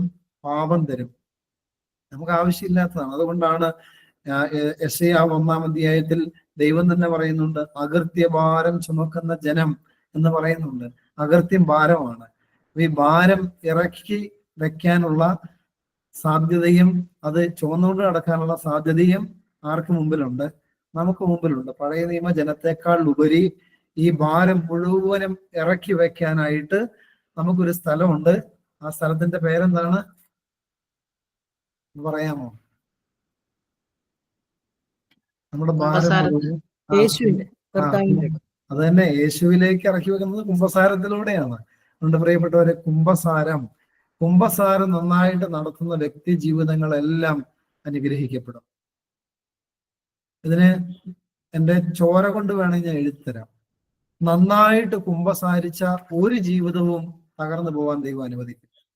വേദപുസ്തകത്തിൽ തന്നെ എത്ര ഉദാഹരണം. ചുങ്കക്കാരൻ സക്കായി, യേശുവിന്റെ അടുക്കൽ ക്രൂശിക്കപ്പെട്ട കള്ളൻ, അനുദപിച്ചു കഴിയുമ്പോൾ, അതുപോലെ വ്യഭിചാരത്തിൽ പിടിക്കപ്പെടുന്നവൾ, അതുപോലെ 7 ഭൂതം ബാധിച്ചിരുന്ന ആ സ്ത്രീ, തെറ്റായ ജീവിതത്തിലൂടെ നടന്നവൾ, ഇവരെല്ലാം മാനസാന്തരപ്പെട്ട് പാപം ഏറ്റുപറഞ്ഞ് അനുദപിച്ച് കഴിയുമ്പോൾ ആ ജീവിതങ്ങളെല്ലാം ദൈവം കൈകളിലെടുക്കുക. എന്നിട്ട് കർത്താവ് അതിനെ എത്ര മനോഹരമാക്കി തീർക്കുക. മഗ്ദലേന മറിയത്തിന്റെ പേരിൽ നിന്ന് യേശുവിന്റെ പാദങ്ങൾ സ്പർശിച്ച ആ മണ്ണിൽ നിന്ന് ഒരു പള്ളിയുണ്ട്. എന്നാലോചിച്ച് നോക്കി, വ്യഭിചാരത്തിന്റെ ദുർബോധവുമായിട്ട് ജീവിച്ചവളാണ്. പ്രിയപ്പെട്ടവരെ, അകൃത്യം ഇറക്കി വെക്കാൻ തയ്യാറാണോ? അത് സ്വീകരിക്കാൻ നിന്റെ കർത്താവ് തയ്യാറാണ്. ഏറ്റുപറഞ്ഞാൽ അതെല്ലാം പോക്കി സ്വന്തം ചുമലിൽ എടുത്തു വെച്ച് അവന്റെ വിശുദ്ധിയും അവന്റെ സ്നേഹവും അവന്റെ കരുണയും തന്ന് നിന്നെ പോഷിപ്പിക്കാൻ കർത്താവ് എപ്പോഴും നിന്റെ കൂടെയുണ്ട്. പക്ഷെ നമ്മൾ എന്ത് ചെയ്യും? അത് മനസ്സിലാക്കാൻ നമുക്ക് കഴിവില്ലാത്തത് കൊണ്ട് നമ്മളതെല്ലാം ഹൈഡ് ചെയ്ത് വെക്കും. ഈ ഹൈഡ് ചെയ്ത് വെക്കുന്നതെല്ലാം പ്രിയപ്പെട്ടവർ നമുക്ക് ഭാരമാണ്. അതിലെല്ലാം സാത്താൻ അധികാരമുണ്ട്. അതുകൊണ്ട് എന്താണ്, ഇയ്യോബിന്റെ ജീവിതത്തെ പറ്റി നമുക്കറിയാലോ. സാത്താൻ പോയി ഇയ്യോബിന് വേണ്ടി വാദിക്കുക, ഒരു തെറ്റും ചെയ്യാത്തവന് വേണ്ടി. അവന്റെ മേൽ ഒന്നും വാദിക്കാനില്ല, എന്നിട്ട് പോലും ഇയ്യോബിന് വേണ്ടി വാദിക്കുക. അതേപോലെ തന്നെ സക്കറിയാവ് 3 പറയുന്നുണ്ട്, ഒരു പുരോഹിതനെ പറ്റി, യോശുവ എന്ന് പറയുന്ന ഒരു മഹാപുരോഹിതനെ കുറ്റം ചുമത്തിക്കൊണ്ട് സാത്താൻ നിൽക്കുക. അപ്പൊ പ്രിയപ്പെട്ടവരെ, പാപമുണ്ടോ? മറച്ചു വെക്കപ്പെട്ട പാപങ്ങൾ ഉണ്ടോ? സാത്താന് നിങ്ങളുടെ മേൽ അധികാരം ഉണ്ട്. ഉറപ്പായിട്ടും ആ അധികാരം വെച്ചവൻ തകർച്ചയിലേക്ക് നയിച്ചുകൊണ്ടിരിക്കും, നമ്മളെയും നമ്മുടെ തലമുറകളെയും. എന്നാൽ അത് ഏറ്റു പറഞ്ഞാൽ കരുണ ലഭിക്കും. അതുകൊണ്ടാണ് സദൃശ്യവാക്യം 28-ാം അധ്യായം 13-ാമത്തെ വാക്യം, ലംഘനം മറച്ചു വെക്കുന്നവന് ശുഭം വരികയില്ല, അത് ഏറ്റു പറഞ്ഞ് ഉപേക്ഷിക്കുന്നവന് കരുണ ലഭിക്കും. അതുകൊണ്ട് പ്രിയപ്പെട്ടവരെ, എൻ്റെ ജീവിതത്തിന്റെ അനുഭവം ഞാൻ പറയുന്നത്, ലംഘനങ്ങൾ ഏറ്റു പറഞ്ഞോ ഒരു തുറന്ന പുസ്തകം പോലെ കർത്താവിന്റെ സന്നിധിയിൽ, കർത്താവിന്റെ പ്രതിപുരുഷന്റെ മുമ്പാകെ നിങ്ങൾ ഏറ്റു പറഞ്ഞോ, പാപമോചന അധികാരമുള്ള പുരോഹിതൻ നിങ്ങളുടെ ശിരസിൽ കൈവച്ച് പ്രാർത്ഥിക്കുമ്പോൾ ആ പാപങ്ങളെല്ലാം മാറ്റപ്പെടും. സാത്താന്റെ അധികാരം മാറ്റപ്പെടും. ദൈവത്തിന്റെ കരുണ ജീവിതത്തിലേക്ക്, തലമുറകളിലേക്ക് ഒഴുക്കപ്പെടും. അതുകൊണ്ട് കർത്താവ് അങ്ങനെ, അതുകൊണ്ടല്ലേ എൻ്റെ അകൃത്യങ്ങൾ എൻ്റെ തലയ്ക്ക് മീതെ കവിഞ്ഞു, ഭാരമുള്ള ചുമട് പോലെ അവ എനിക്ക് അതിഘനമായിരിക്കുന്നു. പിന്നീട് 5 മുതൽ 17 വരെ അദ്ദേഹത്തിന്റെ വേദനകളെ പറ്റി പറയുന്നത് നിങ്ങൾ വായിച്ചാൽ മതി. 18-ാമത്തെ വാക്യത്തിൽ അദ്ദേഹം എന്താ ചെയ്ത്, ഇതിൽ നിന്ന് രക്ഷപ്പെടാൻ എന്ത് ചെയ്തു എന്ന് എഴുതി വെച്ചിരിക്കുകയാണ്. ഞാൻ എൻ്റെ അകൃത്യത്തെ ഏറ്റുപറയുന്നു, എൻ്റെ പാപത്തെ കുറിച്ച് ദുഃഖിക്കുന്നു.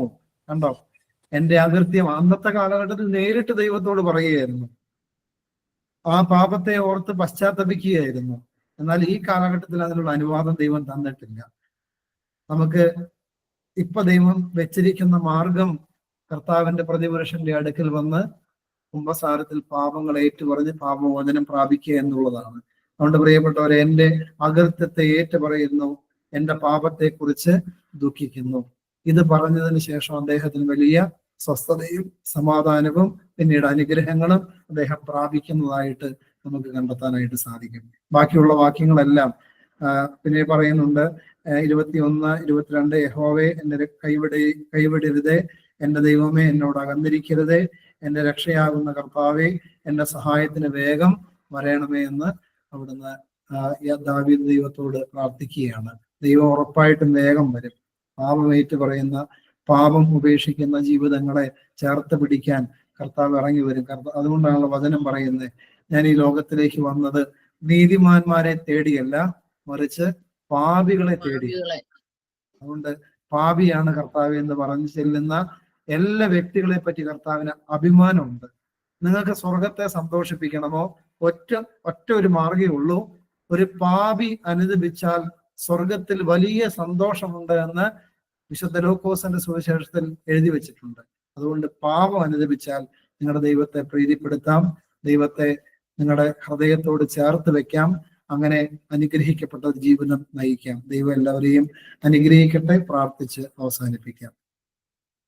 കാരുണ്യവാനായ ദൈവമേ, ഈ സന്ധ്യായാമത്തിൽ അങ്ങയുടെ തിരുവചനങ്ങൾ വായിക്കുവാനും പഠിക്കുവാനും ധ്യാനിക്കുവാനും അതിൻ്റെ പൊരുളുകൾ ദൈവമേ അവിടുത്തെ ആത്മാവിൻ്റെ സഹായത്തോടെ മനസ്സിലാക്കുവാനും നൽകിയ വലിയ കൃപയ്ക്കായിട്ട് നന്ദിയും സ്തുതിയും സ്തോത്രവും ആരാധനയും അങ്ങയുടെ പാദപീഠെ സമർപ്പിക്കുന്നു. ദൈവമേ, ഈ കേട്ട വചനങ്ങൾ ദൈവമേ ഒരു നിസ്സാര കാര്യം കേൾക്കുന്നത് പോലെ കേട്ട് അവഗണിക്കാതെ ദൈവമേ ജീവിതത്തെ ശോധന ചെയ്ത്, ഈ വചനമൊന്നും ജീവിതത്തിൽ ഇല്ലെങ്കിൽ അത് പാലിച്ച് ജീവിതത്തെ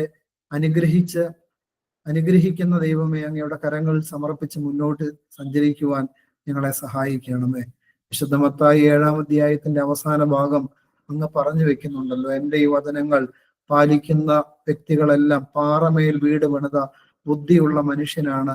വൻമഴ ചൊരിഞ്ഞു, കൊടുങ്കാറ്റടിച്ചു, അതുപോലെ പ്രതിസന്ധികൾ വന്നു, പക്ഷേ പാറമേൽ അടിസ്ഥാനമുള്ളത് കൊണ്ട് അത് തകർന്നു പോയില്ലെന്ന് അവിടുന്ന് പറയുന്നല്ലോ. കർത്താവേ, പാറമേൽ അടിസ്ഥാനമുള്ളവരായി വചനം ചങ്കിനകത്ത് സൂക്ഷിച്ച് അതിൻ പ്രകാരം ജീവിച്ച് ദൈവമേ എല്ലാ പ്രയാസങ്ങളിലൂടെ പ്രതിസന്ധികളിലൂടെ കടന്നു പോകുമ്പോഴും അങ്ങയിൽ ആഴപ്പെട്ട് അതിനെല്ലാം അതിജീവിക്കാൻ ഞങ്ങളെ ഓരോരുത്തരെയും സഹായിക്കണം. എന്നാലോ വചനം പാലിക്കാത്തവൻ മണലിൽ വീട് പണിത ബുദ്ധിശൂന്യനായ മനുഷ്യനോട് തുല്യനാണെന്ന് അങ്ങ് മുന്നറിയിപ്പ് തരുന്നുണ്ടല്ലോ. ദൈവമേ, അങ്ങനെയുള്ള ബുദ്ധിശൂന്യരായി ജീവിക്കാതെ, ഈ ലോകത്തിന് അനുരൂപരായി ജീവിക്കാതെ ദൈവമേ ആത്മീയ മനുഷ്യരായി വചനം പാലിക്കുന്നവരായി എളിമയുള്ളവരായി ജീവിക്കാൻ ഞങ്ങളെ ഓരോരുത്തരെയും അവിടുന്ന് അഭിഷേകം ചെയ്യണമേ.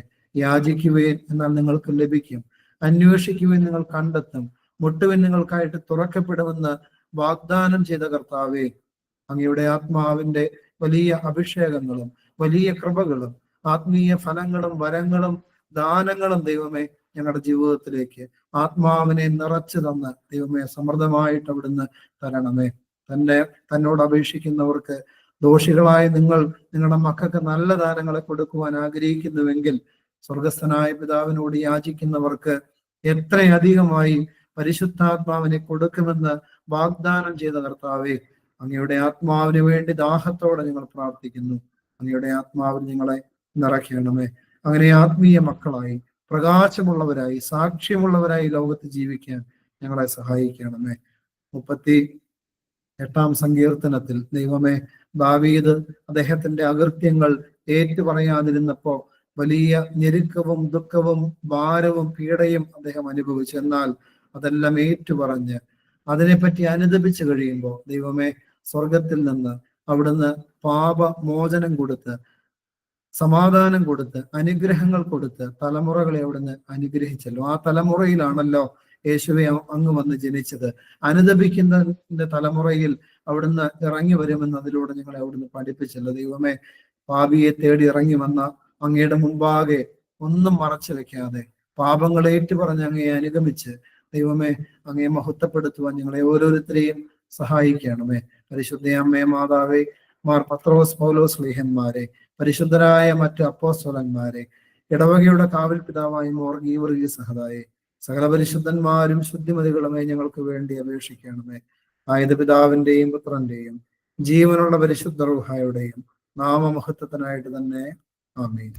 എല്ലാവർക്കും ഒരു ശുഭരാത്രി നേരുന്നു. ദൈവം എല്ലാവരെയും അനുഗ്രഹിക്കട്ടെ.